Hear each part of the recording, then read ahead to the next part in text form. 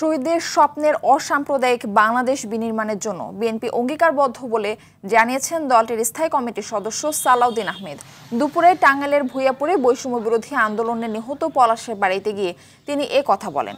পরে Salauddin Ahmed ভূঁইয়াপুর bus stand উপজেলা BNP আয়োজিত পথসভায় বক্তব্য দেন।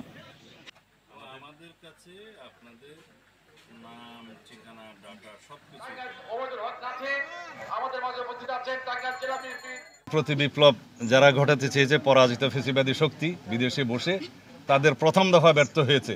তারা মাইনরিটি ধোঁয়া তুলেছিল, হিন্দু নির্যাতনের ধোঁয়া তুলেছিল, যেটা মিথ্যা বলে প্রমাণিত হয়েছে।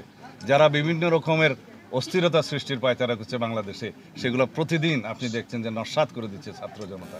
সুতরাং আমি মনে করি না বাংলাদেশে পরাজিত ফেসিবাদী শক্তির কোনো রকমের এরকম অন্তর্ঘাতমূলক কোনো তৎপরতা বা তারা সফল হতে পারবে, আমি মনে করি না।